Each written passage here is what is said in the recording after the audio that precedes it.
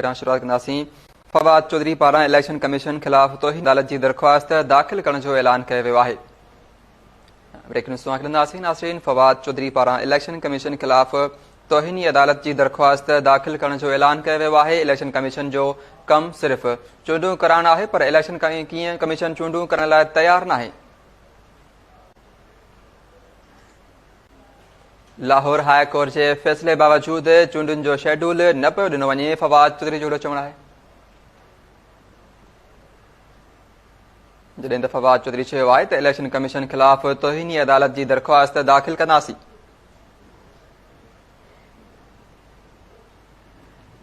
फवाद चौधरी चयो आहे त मुल्क ते मस्करनि खे मड़ियो वियो आहे। मरियम नवाज़ बग़ैर सिक्योरिटी जे ॿाहिरि निकिरे खेसि में, जॾहिं त वज़ीर आज़म शहबाज शरीफ़ ॿारनि वारियूं हरकतूं करे रहियो आहे। फवाद चौधरी जो चवणु आहे त वज़ीर आज़म शहबाज शरीफ़ ॿारनि वारियूं हरकतूं करे रहियो आहे। पुलिस अञा ताईं मुंहिंजे केस जो चालान पेश नाहे करे सघी। नाज़रीन, ब्रेकिंग न्यूज़ कंदासीं। फवाद चौधरी चयो आहे त पुलिस खे 14 ॾींहनि में चालान जमा कराइणो हुयो ऐं अॼु 16 ॾींहं थी विया आहिनि।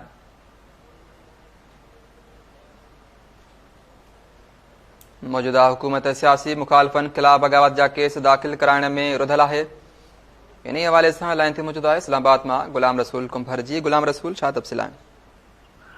जी, पीटीआई अॻवान फवाद चौधरी सेशन कोर्ट इस्लामाबाद में पेश थियो आहे। उन दौरान संदसि वकील दलील ॾेई रहियो आहे। कुझु देरि पहिरीं फवाद चौधरी बयान जारी कयो, मीडिया सां गुफ़्तगू कई हुई, जंहिंमें संदसि इहो चवणो हो त जेकॾहिं इलेक्शन कमीशन चूंडूं वक़्त ते नथी कराए त इहा आइन जी सिधी सही ख़िलाफ़ वर्ज़ी आहे। इलेक्शन में हाई कोर्ट जो जेको फ़ैसिलो आहे उन ते अमल दरामद न पियो थिए ऐं असीं जेल भरियो तहरीक लाइ तयारु आहियूं।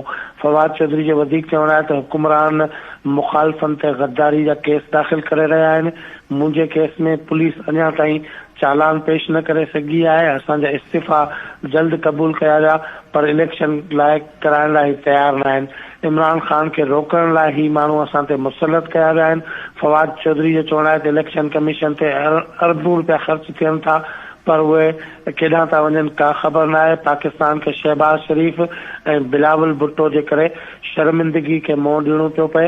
मरियम नवाज़ चए थी त टमाटा अटो सस्तो थी वियो आहे, पाकिस्तान जो मज़ाक उॾायो पियो वञे। असीं जेकॾहिं गद्दार आहियूं त पोइ रियासत सां केरु बीठल आहे, इहो चवणु आहे पीटीआई अॻवान फवाद चौधरी जो। जी ठीकु आहे, वॾी महिरबानी गुलाम रसूल कुंभर तफ़सील ॾियण जे लाइ।